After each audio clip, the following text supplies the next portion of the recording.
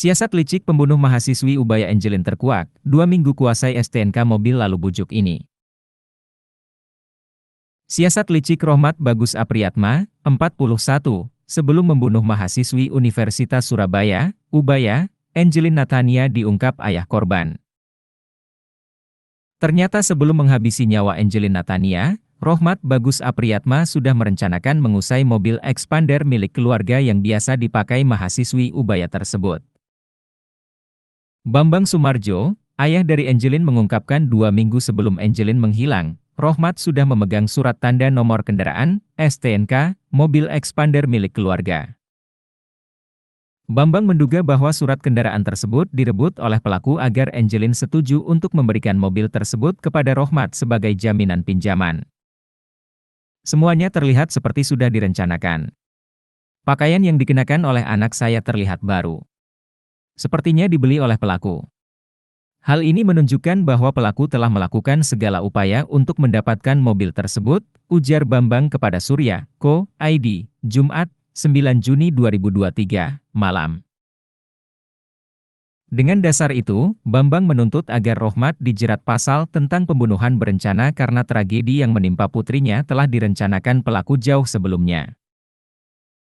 Terkait pengakuan Rohmat yang bersikeras bahwa dia membunuh Angelin karena sakit hati, dan hingga saat ini, bukti yang mendukung tuduhan pembunuhan berencana masih minim, Bambang pun bereaksi.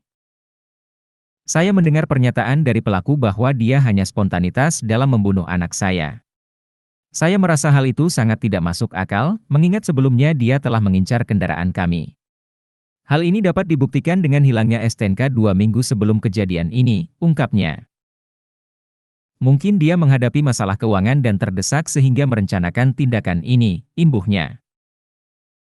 Terakhir, Bambang sekali lagi menegaskan bahwa harapannya agar pelaku dapat dijatuhi hukuman seumur hidup atau bahkan hukuman mati. Detik-detik pembunuhan. Sebelumnya, polisi mengungkap detik-detik pembunuhan Angelin Natania. Di depan polisi, Rohmat mengaku membunuh Angelin karena ingin menggadaikan mobil korban. Ceritaka, di awal Mei 2023, mahasiswi Fakultas Hukum Ubaya ini pergi meninggalkan rumah sekira pukul 6.30 dengan naik mobil expander milik kakaknya.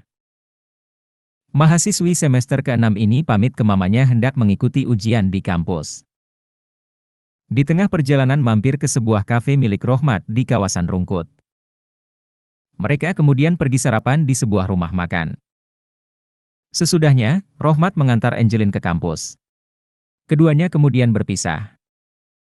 Saat itu mobil digunakan Rohmat. Selesai ujian, korban dijemput pelaku. Di mobil pelaku mengatakan ingin meminjam uang korban senilai puluhan juta. Dana tersebut rencana akan digunakan untuk membayar utang. Korban yang masih kuliah, tentu saja tidak mempunyai uang sebanyak itu. Pelaku terbesit pikiran menggadaikan mobil milik kakak Angelin. Namun, Angelin menolak karena bukan pertama itu pelaku meminjam uang kepada korban. Rohmat kemudian mengajak Angelin keliling kota Surabaya hingga larut malam. Kemudian, keduanya memutuskan istirahat di sebuah apartemen kawasan Surabaya Timur. Angelin di tempat tersebut kembali dibujuk soal urusan gadai mobil. Perlu diketahui, Angelin sudi bermalam bersama Rohmat di sebuah apartemen karena terjebak dalam hubungan asmara. Namun, kisah cinta mereka disembunyikan. Satu alasannya, status Rohmat sudah berumah tangga. Mereka saling mengenal sejak tahun 2013, saat itu Rohmat menjadi guru les gitar Angelin. Hari berikutnya Rohmat dan Angelin keluar meninggalkan apartemen. Rohmat mengajak Angelin bertemu orang yang disebut-sebut menerima gadai mobil.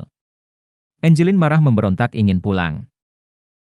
Pukul 14.30 yang mereka berhenti di sekitar jalan kawasan Kebun Bibit, Mulyorejo.